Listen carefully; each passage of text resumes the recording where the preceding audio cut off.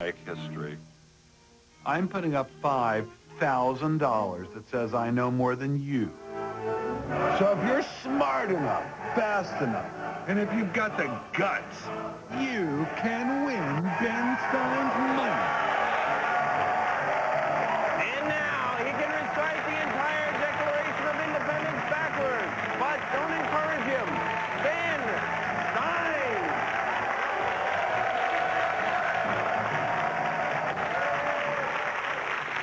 I was a high school loser. Never made it with the ladies. And maybe that's why I'm putting $5,000 of my money on the line, Carlson to win, and giving these three totally strange strangers a chance to take it all away from me if they're smart enough. Now, before we go any further, it's time to introduce the Anne Hesh to my Ellen.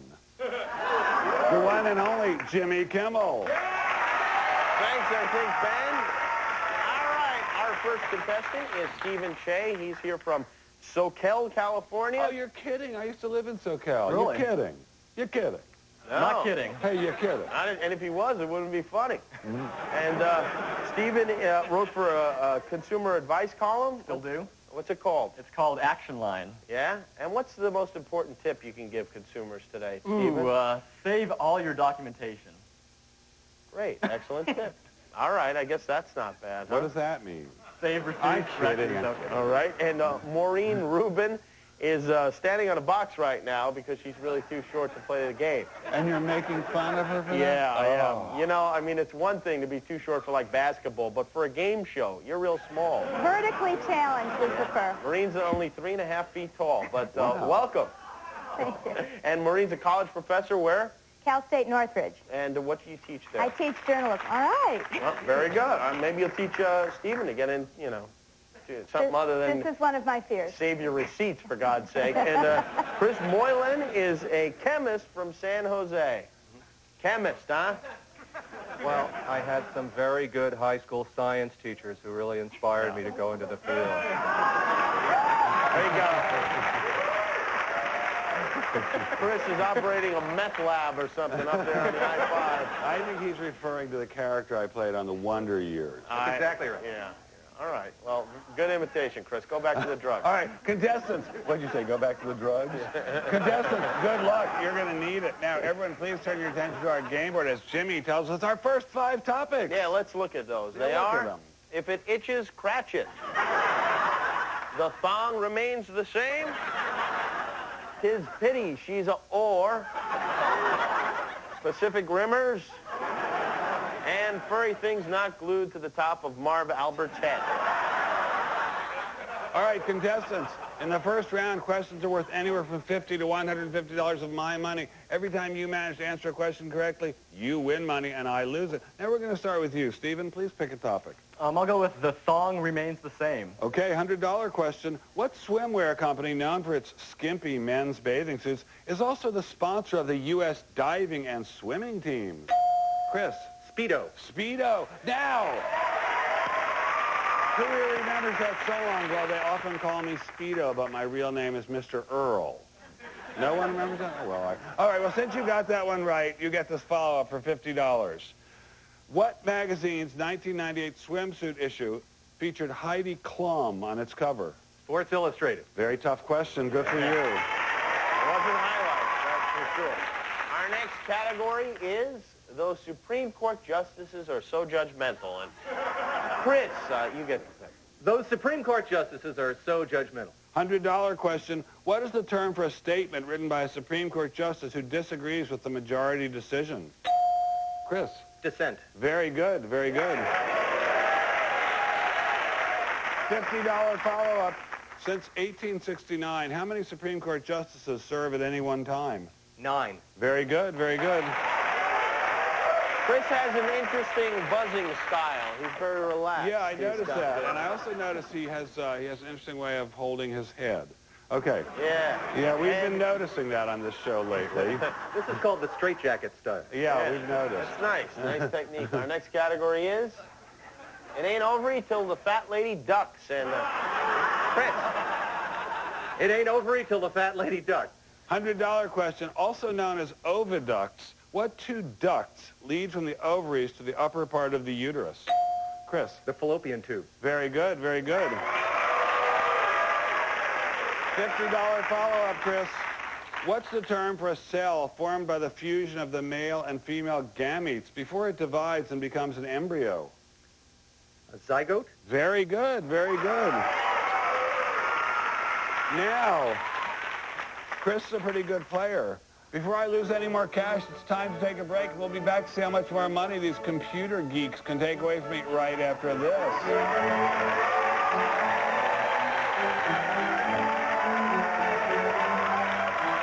Of my money. Jimmy, what's our new topic? Our new topic is the long and the short of having a big dictator. First, you had the last right answer, so you get to pick first. If it itches, scratch it. $100 question. In Charles Dickens' A Christmas Carol, what was the name of Scrooge's late partner? Chris. Marley. Very good, very good. $50 follow-up. What Dickens novel depicts the sad life of a girl who lives with her father at the Marshalsea debtor's prison? Little Dorrit. Whoa, that's amazing. Great. Very good, Chris. Yeah, our new Very category good, Chris. is perceptive farmers don't miss mulch. And, Chris, you've gotten them all right, so why not pick again? 'Tis pity she's a ore. Okay, $50 question. In what U.S. state do the people of Sheboygan celebrate July 4th with the annual Great Cardboard Boat Regatta? Chris. Wisconsin. Yes, you got it. $50 follow-up, Chris. $50 follow-up. Chris, I notice you're staring intently. Are you worried about them catching up with you? $50 follow-up. The annual Oxford and Cambridge boat race takes place on what British river? The Thames. Yes, very good. Right. This Chris is making a mockery of our game. I know. Our next I don't think category. Chris should be allowed to answer anymore this round. Next category is that bottle's a real champagne in the butt, Chris. Furry things not glued to the top of Marv Albert's head. Aha, $50 question. What furry mammal with a duck-like bill and poisonous spurs lives in the rivers of Australia and Tasmania? Oh, Chris? The platypus. Yes, very good. we have less than 2 minutes left in the round. $50 follow-up. In what southeastern Australian state will you find the city of Sydney? New South Wales. Jeez. This is ridiculous. Okay. He may have all 5,000 before the first round is over. Okay. Our next category is Goys in the Attic, Chris. Boys in the attic. $100 question. During World War II, what young girl hid from the Nazis in an attic with her family and kept a diary that survived the war? Yes, Chris? Anne Frank. Yes. Unbelievable reflexes. Anne Frank had a stuffed dog. What was its name? I'm just kidding, just kidding. $50 follow-up. Now a museum, the Anne Frank House is located in what city? Amsterdam. Yeah, that's right, Chris. This is really ridiculous. I mean, Stephen and Maureen, you're embarrassing. Well, he's an astonishingly good And he's player. real fast with the buzzer. He sure is. Ring it faster. The whole thing. Our next category is come here and give me a musical embrace. Chris, you want to answer it before we ask you the question? Come here and give me a musical embrace. $150 question. In music, name the interval that embraces a span of 8 diatonic tones. Stephen, just kidding. Chris? Octave. Very good. $50 follow-up. What musical term describes the tonal interval between adjacent black and white piano keys? A half step. Yes, exactly. I don't think this has ever happened before. This is unbelievable. The This first has round- never happened before. Chris has got $1,150, and Maureen and Stephen are tied with But we now have a tie at 0 each between Stephen and Maureen, and that means the next question will decide who goes on to play the next round. So you don't answer it, Chris. 0. Yeah. If you can resist. Let's have him put his hands behind his head. Okay. What popular canning jar's lid was patented in 1858? Stephen? Bell jar? No, I'm sorry. You are out, and because it is the mason jar, so Maureen is in. Maureen. Unbelievable. Well, I'd just like to say I've never seen a game like this one, and I think we're all going to leave. Might as well just go. See you later. Hand over the money. Have fun. Yeah, Steve is going to do some tap dancing, maybe play the ukulele in the next set. Anyway, Stephen, you have not managed to win any money, and I suspect I'm going to be joining you very soon in that category.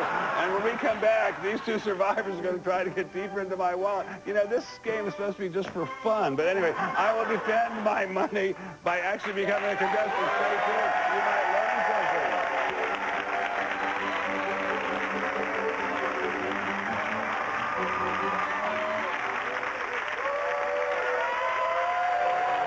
Smarter Chris's than Ben as we play more of Win Ben Stein's Money. Welcome back to what promises to be an extremely interesting experience. You know, I belong to a program which says that to obtain humility, you must be humiliated. And I think we are about to see an object lesson in this. As this round begins, Chris has $1,150 of my money. Maureen has $0. But I really have more at stake than Maureen because I'm about to lose $5,000 of my original $5,000 stake. She will not leave with less than she came in with. Anyway, I'll try to defend it by becoming a common contestant. Ben has lost the will. Now, some people out there might think that Ben cannot possibly be as smart as he appears, that we're giving him the answers in advance. What do you say about that, I Ben? say I wish they were giving me the answers, especially in this round, but they're not. And I wish also that this fellow had somehow never heard about our show. And I also wish questions hadn't risen to the range of $200 to $500 of my money on this round. But all these things have happened. Yeah, well, you know, we all have things we wish for, Ben. I know, so right. I wish I had a pony. Yeah? Jiminy Cricket. I know how Right. it was like. I also wish if I got a question right, I'd win money, but it's not going to matter if I did. It would, All right, I quit totally crying. stay the Let's same. get to the game. Whoever has the highest score at the end of this round, whether it be No Money Maureen or Chris, the baddest badass we've ever had hold a buzzer on this show, goes on to play against Ben one-on-one for $5,000. I wonder who will it be. Now let's check out our topics. They are, who wants to get licked? Something wicker this way comes. Porter Poitiers. Guide me where the sun don't show shony. And this disease. Ben, it's your money, so you get to go I'll first. try expletive this disease. All right. For $300, what disease is characterized by coprolalia, the compulsion to utter obscenities? Chris? Tourette's syndrome. Yes, my favorite disease. See, not only is Chris real smart, but he's really fast with the thumb. Really You whack it a fast. lot, don't you, Chris? Unbelievable. Our next category is, hey, Dad, can I borrow the car keys? And Chris, you get the pick. Who wants to get licked? All right, $200. Take a look at this video and tell me the breed of the dog on the left. Yorkshire Terrier. Ben, you rang in? No, it's not a Yorkshire Terrier. Chris? Scottish Terrier? No. Maureen? Schnauzer? Yes, Maureen!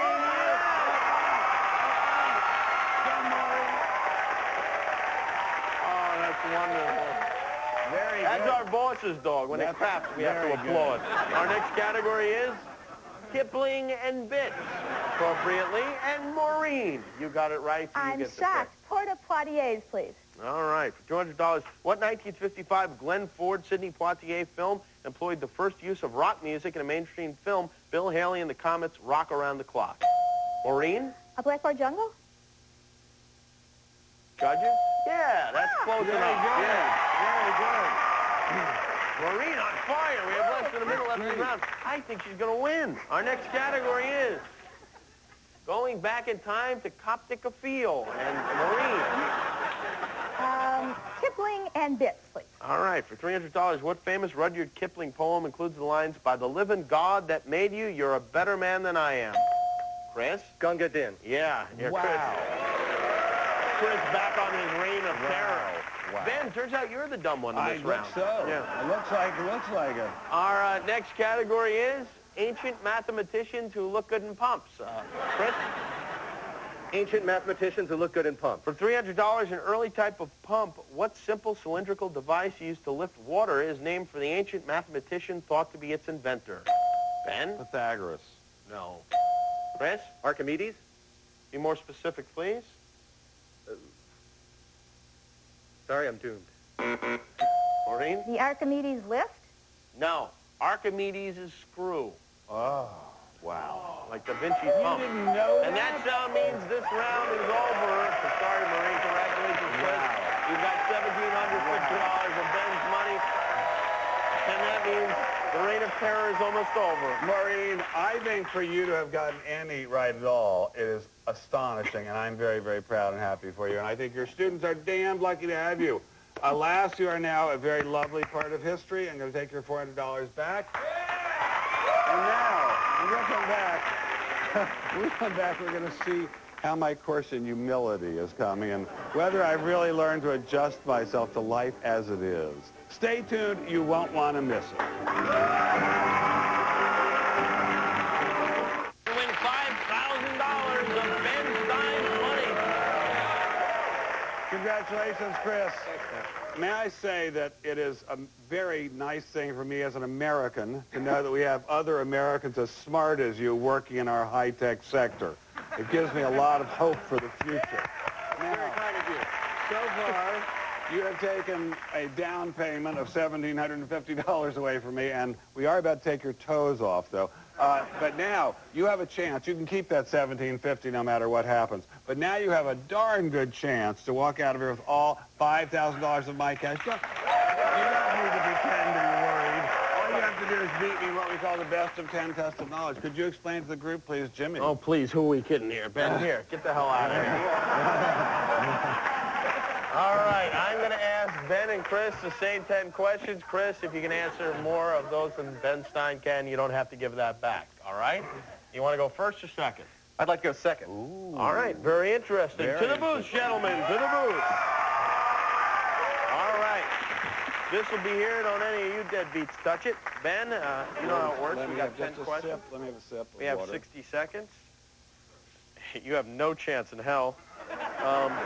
Thank you, Jimmy. I appreciate it. Actually, I'm brimming with confidence, and I'm confident you're going to win. Oh, right. Okay. All right, let's begin. In what war did the Battle of Verdun occur? World War I. Yes. In what part of the eye are the rods and cones located? Retina. Yes. What company introduced frozen TV dinners in 1954? Swanson. Yes. What Democratic congressman was U.S. Speaker of the House from 1977 to 87? Tip O'Neill. Yes. The 1978 film The Last Waltz chronicled the farewell performance of what rock group? The band. Yes. What is the name for a low bed on casters that can be rolled under another bed for storage? Hideaway. No. What was the name of George Washington's home in Virginia? Mount Vernon. Yes. Who wrote the novel Sophie's Choice? Oh, Bello. No. Tripoli is the capital of what North African country? Libya. Yes. What is the common term for a polygon with 6 sides? Hexagon. Yes, that's right. Very good, Ben. You got 8. The ones you missed were a trundle bed and William Styron. I'm going to protest that hideaway bed. I don't blame you. All right, let's check to see how our friend. How's your brain working there? You're smart. You must have went to like college or something, huh? Yeah. So how All do you do? Problem for you though is Ben's smart too, and he got 8. All right, that's the number you got to beat. Are you prepared? As well as I'll ever be. 60 seconds, 10 questions. Let's begin. In what war did the Battle of Verdun occur? World War I. Yes. In what part of the eye are the rods and cones located? In the retina. Yes. What company introduced frozen TV dinners in 1954? Swanson.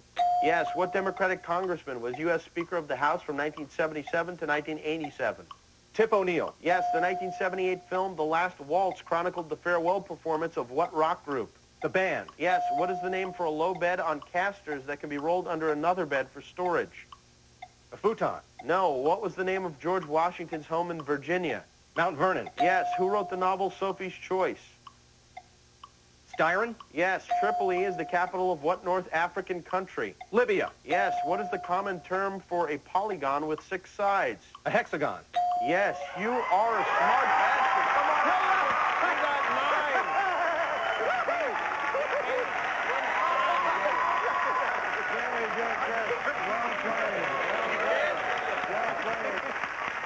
you are a wizard player. I bow to your superior knowledge. I'm humbled.